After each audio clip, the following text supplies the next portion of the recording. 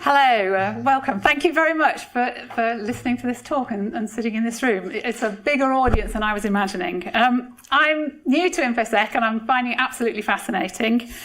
However, there is... Oh, I've already failed. Should we start again?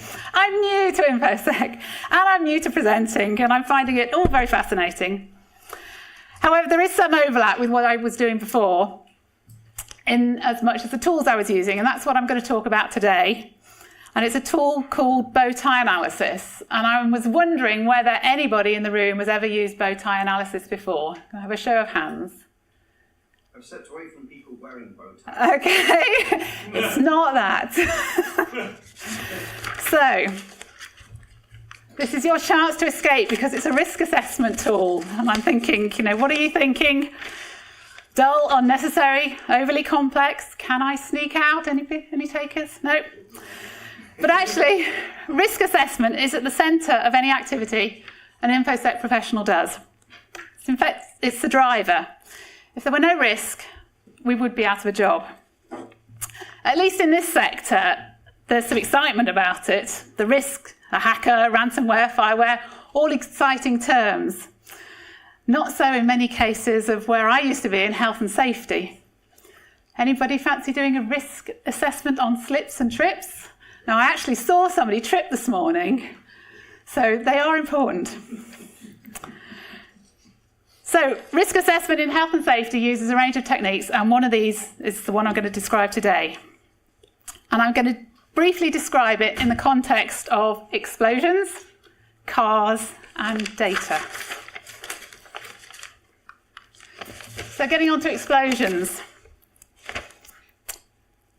Storing fuel is a high hazard activity, and this is what can happen if you don't adequately control the risks. This is shortly after the first explosion at Buncefield, and news reports describe that incident as the biggest of its kind in peacetime Europe. It was huge. It caused about £1 billion worth of damage and resulted in fines of several million. But at the centre of this accident was a loss of containment, a spill, caused by a number of factors, one of which was a switch which stopped the tank overflowing. And in fact, you won't be surprised to hear that there were two switches that should have stopped the tank overflowing, but both of them failed. Now, switches fail for a number of reasons, but the switch that failed here, it wasn't due to a mechanical failure, it wasn't due to an electrical failure, it was due to the fact that a padlock wasn't on the switch. And that padlock meant the switch was left in an inoperable position and couldn't work. And the test showed, if somebody went along and tested the switch, it actually worked. But the fact the operator hadn't put the padlock back in the right place meant the switch was inoperable. So that one padlock caused £1 billion worth of damage. Now I'm going to go through bow ties. I'm going to go through them several times. And it's been pointed out that these diagrams can look quite confusing when you start off. But all they are, they're a diagram that show the key elements of an incident, starting with a hazard, initiating event, threats, consequences, and barriers. So, what we've got is a hazard, is a product storage, and it's a flammable product. And in the middle, we've got what's called the initiating event, which is a spill. And that's sort of the top event. And then we have threats that cause that spill. And they can be, for example, overfilling, which was the case in Buncefield. Or another one could be a vehicle collision hitting the tank. And then on the right-hand side, you put the impacts. So an explosion, that definitely happened at Buncefield.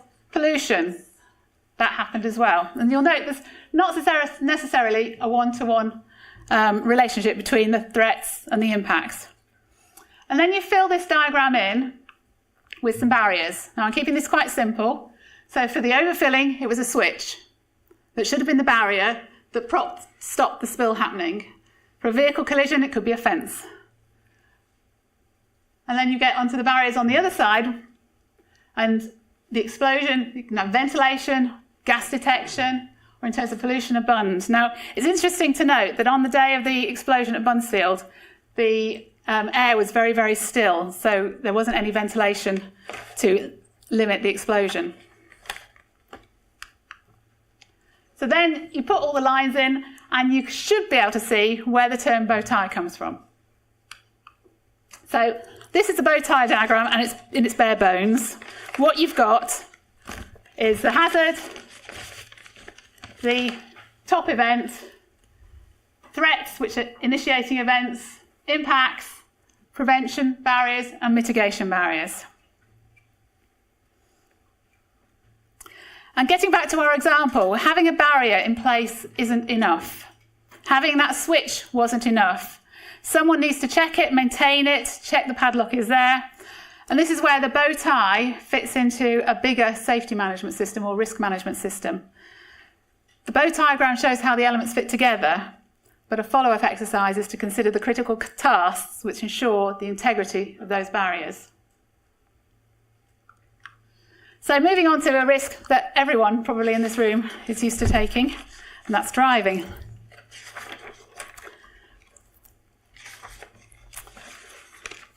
So what are the threats? A slippery road, poor visibility, loss of attention, drugs, alcohol, tyre blowout. There's a lot of threats. What are the consequences? Vehicle crashes, driver hurt, driver impacts in the part of the vehicle, whiplash. So looking at one of these threats, a slippery road, what are the preventative barriers? ABS, defensive driving training, adjusting your driving schedule so you're not driving early in the morning when the road's particularly icy. Now my technical terms, grippier, stickier tyres, winter tyres. But as an example, one of the companies I worked for a few years ago said that all company cars should have a minimum tyre depth of 2.5 millimetres. So not the 1.8, which is the legal requirement. They said all company cars should have a minimum tyre depth of 2.5, and we will change the tyres at that depth. And that was because they'd looked at some of the data related to grip when your tyre depth was below 2.5, and they wanted to implement that preventative barrier to ensure that their cars were less likely to slip on the roads. So, what was the main reason they did that? To protect their employees? Yes. To spend less money on crashes? Probably. So there's money, they'd done a calculation, the money they'd spent probably on the tyres, in terms of changing them early, was less than the money that they paid if their company employees had accidents. So now I'm just going to build up the diagram for driving. So we've got a few more barriers in place. So along the top, we've got the slippery road. So the barriers that you have in place, the weather, adjust your schedule, ABS, tyres, minimum 2.5 millimetres tread depth. And then you've got some other ones here, some other threats, loss of attention, a blowout, and some other barriers. Then if we start to fill in the right-hand side of the diagram, the mitigation barriers to stop you crashing or the driver impacting the internal part of the car. We can have an automatic braking system, skid recovery training, seatbelt, airbag. But remember what I was saying about barriers and having to be sure that they are in place and that they work. Seatbelt is a good one. It's in the car, but it's no good if you're not wearing it. So there needs to be some mechanism to ensure that the barriers are working. So what we have, in essence here, in terms of the diagram, is on the left, a proactive actions to mitigate, to reduce risk, and reactive on the right. So in terms of Infosec, what you could think about is on the left-hand side, you've got the section which is keeping the bad guys out, and on the right-hand side, you've got limiting the damage once they're in. So I'm now going to go through quite a formal process in terms of questions to build a bow tie diagram for Infosec and for data. So the first question you need to ask is, what's the hazard? Put it a different way, what has the potential to cause harm? It's not a laptop. Let's say storing confidential data on a computer. The next question is what happens when control is lost? Or what's the top event we need to consider? Unauthorized access to data might be an example. And then the next question is what causes the hazard to be released? Or what are the threats, the events or states which could lead to the top event in the absence of any safeguarding measures?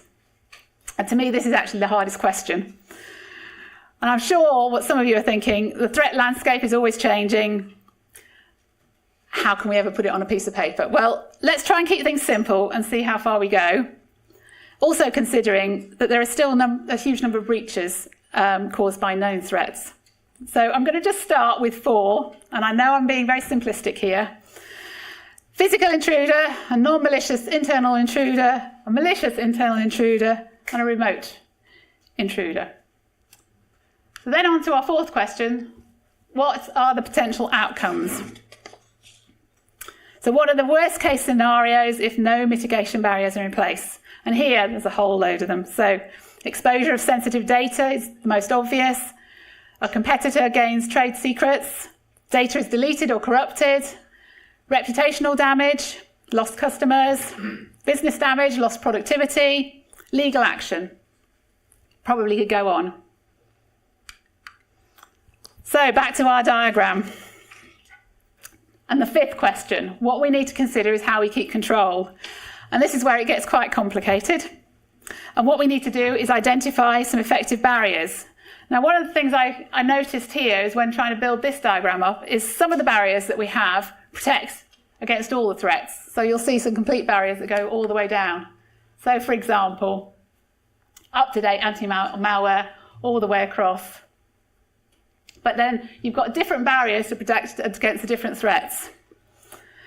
Now, this is not perfect, it's not complete, it's an example. And all I can say is if several organisations went through the same exercise, each bow tie would be different. The order of the barriers isn't particularly important. What is important to understand is that all of the barriers must fail for the threat to lead to the top event. Or thinking the other way around, only one barrier has to work. And I find that quite encouraging. But the other thing to consider is there may well be vulnerabilities in each barrier. They're not perfect. And a way to think about this is to think of each barrier as a slice of Swiss cheese, with the vulnerabilities represented by the holes. And all the holes must line up for a threat to penetrate the barriers. And I'm just going to show you this next diagram, which is also something for the world of safety, and it's actually called the Swiss cheese model. And I've gone it too fast. So what you can see here is that you've got hacker on the left, and you've got your barriers, and if all the holes aren't lining up, all the vulnerabilities aren't lining up, control is maintained.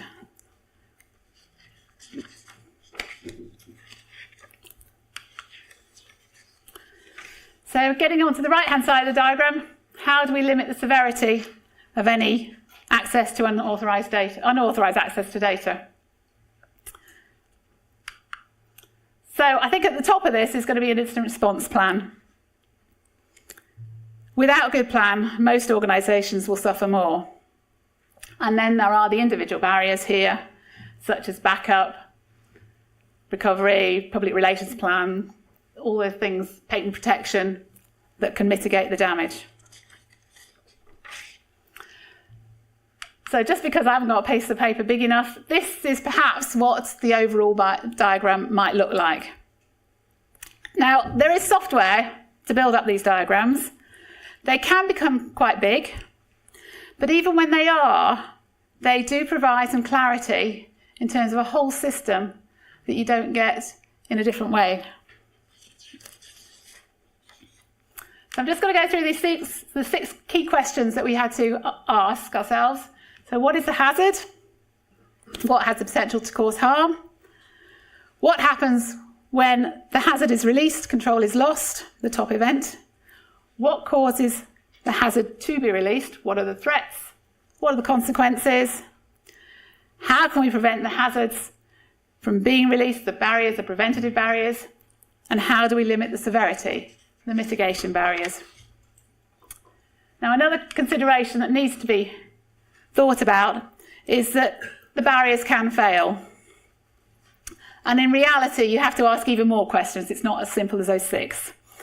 And those questions are related to the integrity of the barriers. They might fail. Take, for example, patching software. Failure in that barrier was a factor in the recent ransomware attacks. Questions that need to be asked include, how might the controls fail? How might their effectiveness be undermined? How do we make sure they don't fail? What tasks need to be done to make sure the controls continue to work? Think back to that padlock. How do we verify that the tasks have been done? Who does them? How do they know when to do them? How do they know what to do? And is there a procedure, checklist to make sure they do it correctly? So all these tasks are critical tasks to supporting all those barriers, those safeguarding measures. Now, that's sort of going outside the time we have today, but if you want to look into this in more detail, there's lots on the web about it. So what we have here is a tool that is used in high hazard industries. It's used in chemical industries, it's used in energy, it's used in aviation, it's started to be used in health. And it's used to minimise the risk of harm to people and property. Now, protecting data is also complex, and I've greatly simplified it in my examples here. But if this technique is proven to be useful in the chemical industry, where complexity is pipes, chemical processes, machines, computers, people, I think it probably is worth considering when protecting data.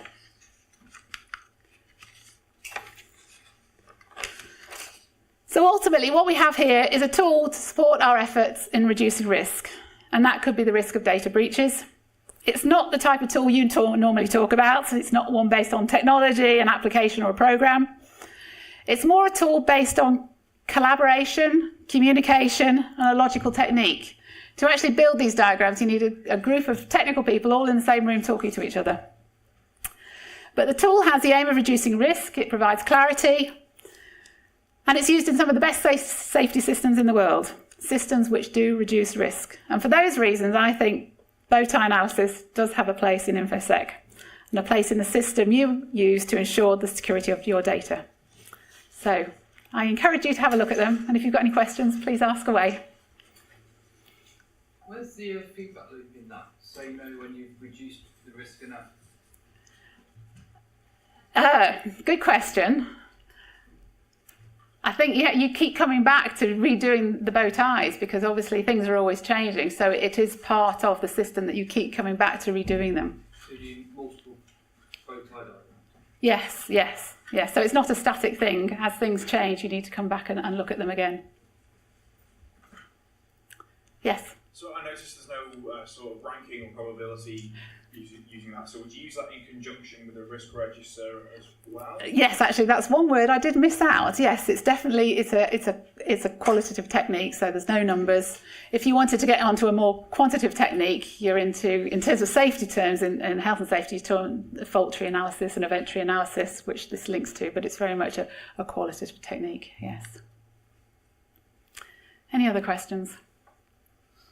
Most of the questions is statement. First of all, it's brilliant. And the second thing, I could use that in ISO 27000 for risk analysis, etc. You can just literally, front page of your documentation, you just put that in. Yeah. You've got all your threats, you've got your entire risk landscape mapped in one diagram. Yeah. And it's a brilliant idea. Yeah, good.